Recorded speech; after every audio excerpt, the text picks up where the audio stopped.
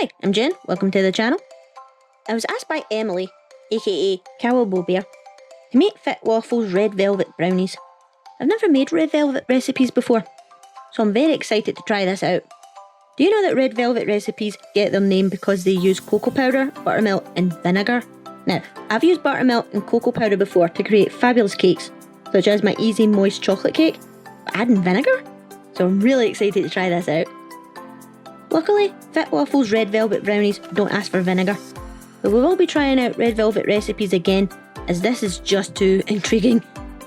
So, let's get stuck into these brownies. Get your 170 grams of melted butter and whisk it into your 260 grams of sugar.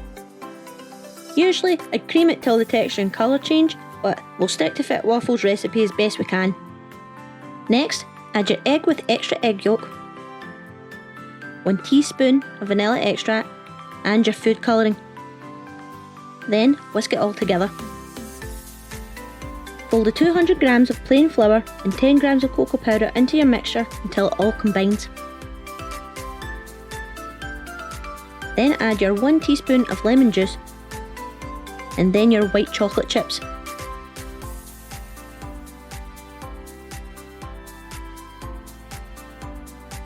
Get your tin ready by spraying it with a little bit of oil and covering it with some flour. I use cocoa powder for an added chocolate boost. Put any excess into the batter and then spread the batter into your now ready tin. Bake in the oven for 27 to 30 minutes at 160 Celsius or gas mark free. And while you're waiting, get your frosting ready. Cream 225 grams of soft cheese with your 115 grams of butter. And then add 1 teaspoon of vanilla extract.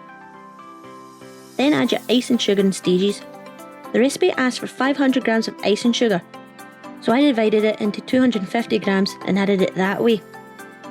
If I was making this again, I would stop at 250 grams of ice and sugar. The frosting became too sweet and grainy with 500 grams, so I added extra soft cheese to fix it. This is why I always say to taste as you make your recipe, so that way it suits your unique taste. My frosting didn't firm up, so I thought I'd be clever and use gelatin leaves to help firm it. I don't usually use gelatin leaves in my recipes, but I'll be using them again when I try out Cooking Tree's strawberry charlotte cake that Pavlin SP3D asked me to make, so I thought I'd practice. Okay, I definitely need to practice more. I've just made the consistency of snot. Ugh. Hold on a minute while I sieve through this snot frosting. A few moments later. Okay, I fixed the frosting. So now for the taste test. My brownies haven't turned out as good as Fitwaffle's, but they are still tasty. Mine turning out this way could be for numerous reasons, such as needing to tweak my oven settings by changing the heat and cooking time. Recipes rarely come out perfectly the first time, so don't be discouraged, and remember that trial and error are pivotal for creating successful recipes. As long as your recipes don't turn out like this. You can eat it, but it tastes like right, Mick? Yeah. Then it's all good. Please tell me which recipes gave you grief the first time you tried them, and I'll see you down there. Bye! You can eat it, but it tastes like right, Mick? Yeah.